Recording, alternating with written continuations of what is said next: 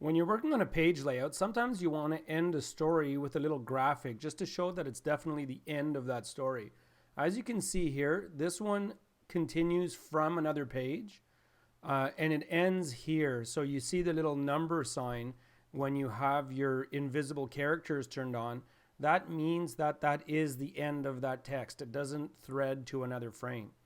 So maybe we want to give a hint to the reader that that is the end of the text. So what we'll do is create a story ender. So that's a little graphic that we can put in there at the end of every story just to show that. So what I'm going to do is create an anchored item, an anchored graphic in InDesign. So I'm going to go ahead and hit T on the keyboard to get my type tool. I'm going to create a text frame, and then I want to insert a graphic that's from a font. So I'm going to go type, choose the glyphs palette, and then in this case I have Warnock Pro, which is a pro font. It's an open type font selected here, and it has a number of ornamental characters in the font complement. So what I'm going to do is simply double click on this one right here, which looks like an appropriate kind of almost like a closing parentheses. So what I'm going to do is double click on it, and it types it inside of my text frame. So now I can go ahead and close the glyphs palette.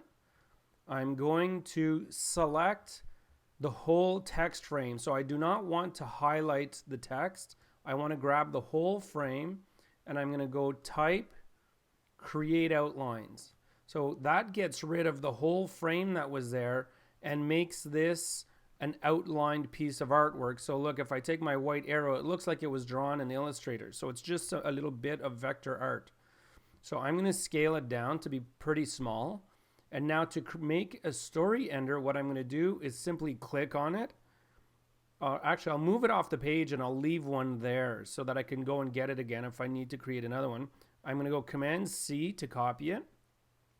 Now I have my black arrow. I'm simply going to double click on the text frame, and that makes my tool switch to the type tool. I'll put in one space character and I'll paste by doing Command V.